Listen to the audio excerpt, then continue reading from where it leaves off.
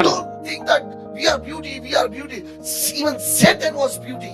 ನಾವು ಬಹಳ ಅಂದ ಎಂಬುದಾಗಿ ಅಂದುಕೊಳ್ಳಬೇಡಿ.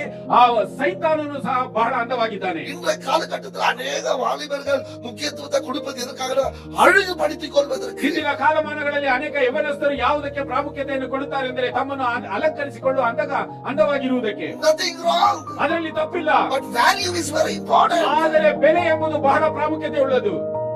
அழகு 2 நாளுமா ಆ ಒಂದು ಅಂದವು 2ನೇ ದಿನ, 3வது நாள் தெரிஞ்சிடும் இங்க என்ன இருக்குது. 3ನೇ ದಿನ ಇಲ್ಲಿ ಏನೆಂಬುದು ಗೊತ್ತಾಗಿ ಬಿಡುತ್ತದೆ. Amen. Every work has to go to the fire. ಎಲ್ಲ ಕೆಲಸಗಳು ಬೆಂಕಿಗೆ ಹಾಕಲ್ಪಡುತ್ತದೆ. ஆவியானவர் சொன்னது, ಪವಿತ್ರಾತ್ಮನು ಹೇಳಿದ್ದು, ಮಗನೇ அழகு குப்பைக்கு போயிடும். ಆ ಒಂದು ಅಂದವು ತಿಪ್ಪೆಗೆ ಹೋಗುತ್ತದೆ. நீ பண்ற ஊழியம் ಆದ್ರೆ ನೀನು ಮಾಡುವಂತ ಸೇವೆ சிறந்ததா இருந்தா, ಅದು ಶ್ರೇಷ್ಠವಾದದ್ದಾಗಿದ್ದರೆ, அது என் பார்வையில ಅದು ನನ್ನ ನೋಟದಲ್ಲಿ அழகாய் தோன்றும். ಅಂದವಾಗಿ ಅದು ತೋಚುತ್ತದೆ.